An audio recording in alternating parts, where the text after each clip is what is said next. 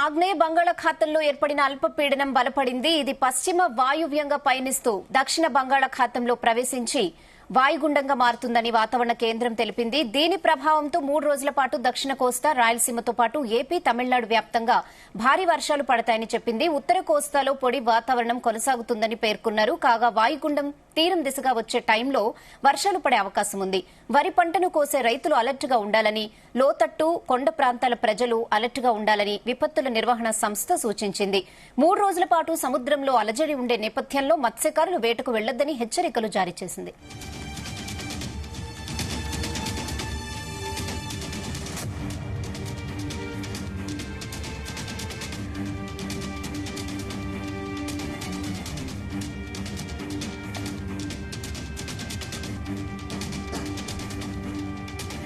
పశ్చిమ వాయువ్య దిశగా తమిళనాడు, శ్రీలంక వైపు కదులుతూ వాయుగుండంగా మారే అవకాశం ఉందని ఐఎండీ ప్రకటించింది. దీని ప్రభావంతో ఏపీలో 27 నుంచి 29 వరకు వర్షాలు పడే అవకాశం ఉందని విశాఖ వాతావరణ కేంద్రం తెలిపింది.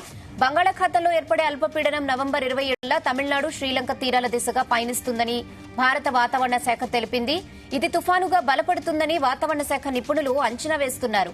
అల్పపీడన ప్రభావంతో తీరం వెంబడి 35 నుంచి 45 కిలోమీటర్ల వేగంతో గాలులు వీచే అవకాశం ఉండడంతో వచ్చే 4 రోజుల పాటు మత్స్యకారులు వేటకు వెళ్లొద్దని వాతావరణ శాఖ హెచ్చరించింది.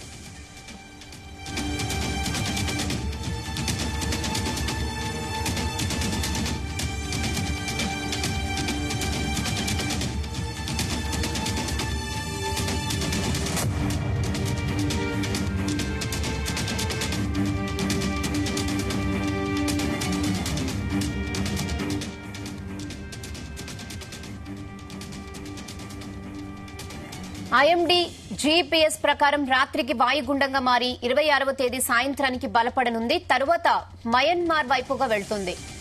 ఎన్సీఈపీ మోడల్ ప్రకారం కూడా వాయుగుండంగా బలపడిన తర్వాత 27 వరకు పశ్చిమ వాయువ్యంగా పయనించి మయన్మార్ వైపు మళ్లుతుంది. ప్రస్తుతం ఖరీఫ్లో రాష్ట్రం అంతటా వరి దండిగా పండింది. కోతలు సాగుతున్నాయి. రబీ పంటలు మొక్క దశలో ఉన్నాయి. ఈ తరుణంలో భారీ వర్షాలు పడి నష్టం పోయే అవకాశాలున్నాయని రైతులు వాపోతున్నారు. అల్పపీడనం ప్రభావంతో నవంబర్ 27, 28 తేదీల్లో నెల్లూరు, ప్రకాశం జిల్లాల్లో, 29న విశాఖ, అనకాపల్లి, కాకినాడ, ప్రకాశం, నెల్లూరు జిల్లాల్లో భారీ వర్షాలు పడతాయని విశాఖ తుఫాను హెచ్చరిక కేంద్రం తెలిపింది.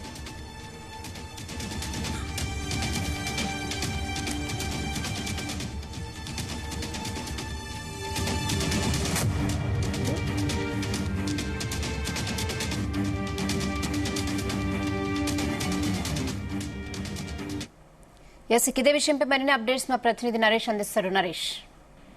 Thank you Rehan. అంటే బంగాళాఖాతంలో ఏర్పడినటువంటి అల్పపీడనం అయితే మాత్రం ఈ రోజు వాయుగుండంగా మారుతుందనేసి కూడా ఐఎండీ అయితే తెలిపింది.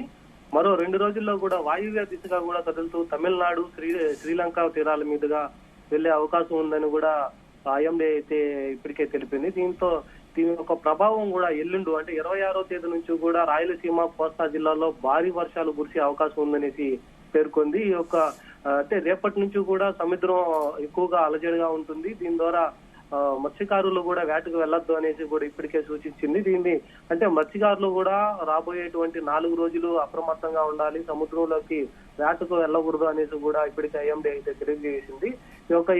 ఈ రోజు ఏర్పడినటువంటి వాయుగుండం అయితే మాత్రం శ్రీలంక, మయన్మార్, అలాగే ఏపీలో అయితే మాత్రం కోస్తా, రాయలసీమలో అయితే మాత్రం భారీ నుంచి అతి భారీ వర్షాలుగా కురిసే విధంగా ఐఎండీ కూడా హెచ్చరికలు అయితే జారీ చేసింది. దీని ద్వారా తీర ప్రాంతాలు, అలాగే లోతట్టు ప్రాంతాలు అయితే మాత్రం అప్రమత్తం అయ్యేసి వాటికి ముందుగానే కూడా ఒక చర్యలు అయితే మాత్రం తీసుకోవాలనేసి ఐఎండీ అయితే తెలిపింది. దీని ద్వారా జిల్లా అధికారులంతా కూడా అప్రమత్తం అయ్యేసి ఇప్పటికే యొక్క వాయుగుండం బలపడిన తర్వాత రేపటి నుంచి వచ్చేటువంటి అంటే రేపు సాయంత్రం వచ్చేటువంటి యొక్క వర్షాలకు కూడా ముందుగానే అప్రమత్తం అయ్యేసి జిల్లా అధికారులంతా కూడా ఈ యొక్క లోతట్టు ప్రాంతాలు, సముద్ర తీర ప్రాంతాలన్నీ కూడా అప్రమత్తం అయ్యేసి ఇప్పటికే అన్ని ఏర్పాట్లు అయితే చేయాలనేసి జిల్లా అధికారులు అయితే చెప్తున్నారు. ఇక పశ్చిమ వాయువ్య దిశగా వచ్చేటువంటి యొక్క వాయుగుండం అయితే మాత్రం మొదటగా తమిళనాడు, శ్రీలంక వైపు గుండగా వస్తూ 26వ తేదీ రాత్రికి అయితే మాత్రం ఏపీకి అయితే వస్తుంది. ఏపీలో అయితే మాత్రం కోస్తా తీర ప్రాంతాలు, అలాగే రాయలసీమలో అయితే మాత్రం భారీగా వర్షాలు పడతాయి అనేసి ఇప్పటికే వాతావరణ శాఖ అయితే తెలిపింది. ఇక ఏపీలో కురిసేటువంటి అధిక వర్షాల కారణంగా కూడా వాతావరణ శాఖ అధికారులు అయితే అప్రమత్తం చేయడంతో పాటుగా 3 రోజుల పాటు ఏపీలో అయితే మాత్రం అధికారులంతా కూడా ఇప్పటికే అప్రమత్తం చేస్తున్నటువంటి పరిస్థితి. అలాగే ఒక రైతులకు సంబంధించి అయితే మాత్రం ఇప్పటికే వరి సాగు అయితే కొనసాగుతుంది. వరి సాగుకు అయితే మాత్రం కోతకు వచ్చేటువంటి రైతులైతే మాత్రం తొందరగా వాటినంతా కూడా పూర్తి చేసి వాటినంతా కూడా రైతులైతే వాటి పనులంతా కూడా పూర్తి చేసుకోవాలి. వచ్చేటువంటి వర్షానికైతే మాత్రం తీవ్రంగా నష్టపోతారనేసి కూడా ఇప్పటికే ప్రభుత్వం అయితే హెచ్చరికలు అయితే జారీ చేసింది. దీని ద్వారానే కలెక్టర్ ఆఫీస్ కాడ నుంచి కూడా కొంతమంది రైతులకైతే మాత్రం ఒక హెచ్చరికలు అయితే జారీ చేసి ఒక రైతులకు కూడా అప్రమత్తం అయితే చేస్తున్నటువంటి పరిస్థితి అయితే ఉంది. రానున్నటువంటి వర్షాలు అయితే మాత్రం భారీ నుంచి అతి భారీ వర్షాలు అయితే కురిసేటువంటి నేపథ్యంలోనే ఈ యొక్క జాగ్రత్తలు అయితే తీసుకుంటా ఉన్నారనేసి కూడా తెలిపింది. దీని ద్వారానే రాయలసీమలో అయితే మాత్రం రాయలసీమ జిల్లాలు, కోస్తా జిల్లాలు అయితే ఎక్కువగా వర్షాలు అయితే పడతాయి అనేసి కూడా అంచనా వేస్తుంది. అంతేకాకుండా ఇప్పుడు రానున్నటువంటి 4 రోజులు అయితే మాత్రం లోతట్టు ప్రాంతాలు అలాగే కొండ ప్రాంతాల్లో అయితే మాత్రం ఒక కొండ చర్యలు విరిగి పడేటువంటి ప్రాంతాలు కూడా ఐడెంటిఫై చేసి వాటిని కూడా అప్రమత్తం చేయాలి. ఇక లోతట్టు ప్రాంతంలో ఉన్నటువంటి ప్రజలను కూడా పునరావాసానికి అయితే మాత్రం తరలించాలనేసి జిల్లా అధికారులు ఇప్పటికే ఒక ఏర్పాట్లు అయితే చేస్తున్నటువంటి పరిస్థితి ఉంది. ఇక్కడ రానున్నటువంటి వర్షాలని అధిగమించే విధంగా కూడా జిల్లా యంత్రాంగం కూడా ఇప్పటికే అప్రమత్తమైందనేసి తెలుస్తుంది. ఇక 26వ తేదీ రాత్రి నుంచి కూడా ఆంధ్రప్రదేశ్ మొత్తం కూడా భారీ వర్షం నుంచి అతి భారీ వర్షాలు అయితే కురిసే నేపథ్యంలోనే ఇప్పటికే వాతావరణ శాఖ తెలిపినటువంటి అప్రమత్తం అయినటువంటి అధికారులు కూడా ఇప్పటికే అన్ని ఏర్పాట్లు అయితే చేస్తున్నారు. రాష్ట్ర వ్యాప్తంగా కూడా వర్షాలు అధికంగా పడేటువంటి ఏరియాలంతా కూడా ముందుగానే గుర్తించి వాటికి ఇప్పటికే ఒక విపత్తుల శాఖ నుంచి కానీ రెస్క్యూ టీమ్స్ అంతా కూడా ఇప్పటికే రెడీ చేసుకున్నటువంటి పరిస్థితి అయితే ఉంది. రానున్నటువంటి వర్షాలను అయితే మాత్రం అధిగమించాలి.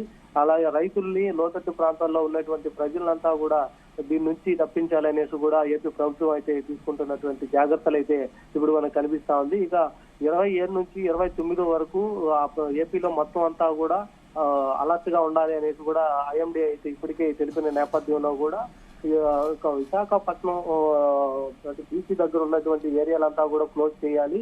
ఇక మత్స్యకారులు అయితే మాత్రం చేపల వేటకు కూడా వెళ్ళకూడదు. రేపటి నుంచి మొత్తం కూడా పూర్తిగా రద్దు చేసుకోవాలనేసి కూడా చెప్తున్నారు. ఇక ఈ రోజు నుంచి కూడా వాయుగుండం బలపడటంతో పాటుగా సముద్రం అంతా కూడా పోటెత్తుతుంది. దీని ద్వారా సముద్రంలోకి వెళ్ళడానికి వీలు లేదనేసి కూడా ఇప్పటికే వాతావరణ శాఖ అయితే మాత్రం వాళ్ళకి హెచ్చరికలు కూడా జారీ చేసినటువంటి పరిస్థితి ఉంది. ఇక రాష్ట్రం మొత్తం కూడా వర్షాల కారణంగా రైతులు ప్రజలు కూడా ఇబ్బంది పడకుండా వారిని పురావసనాలకి పంపించాలనేసి కూడా ఇప్పటికే ప్రయత్నాలు అయితే చేస్తున్నారు.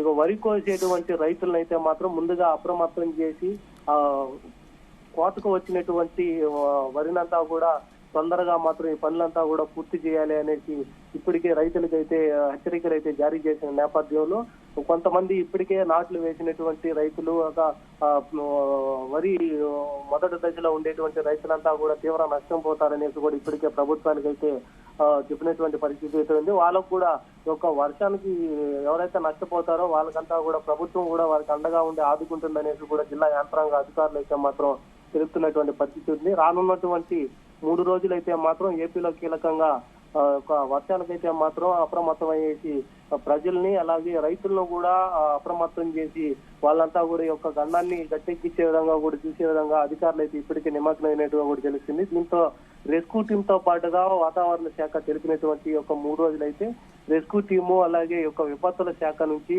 అలాగే ఫైర్ సిబ్బంది కూడా మొత్తం అప్రమత్తం అయ్యేసి ముందుగానే గుర్తించేటువంటి భారీ నుంచి అతి భారీ వర్షాలు పడేటువంటి ప్రదేశాలంతా కూడా గుర్తించి వాటి దగ్గర ప్రయత్నాలు అయితే చేస్తున్నటువంటి పరిస్థితి అయితే ఉంది. ఇక వాగులు వంకలు తెగిపోయేటువంటి గ్రామాలు అటువంటి గ్రామాల్లో కూడా ఇప్పటికే ఐడెంటిఫై చేస్తున్నటువంటి పరిస్థితి ఉంది. రానున్నటువంటి 3 రోజుల్లో ఎక్కడెక్కడ ఎక్కువ భారీ వర్షాలు పడుతుందో అలాంటి ప్రదేశాలంతా కూడా ముందుగానే వాతావరణ శాఖ నుంచి కూడా తెలుసుకొని ప్రాంతాల్లో కూడా ముందుగానే అప్రమత్తం చేసినటువంటి పరిస్థితులు అయితే ఇప్పటికే కనబడతా ఉంది రెహానా.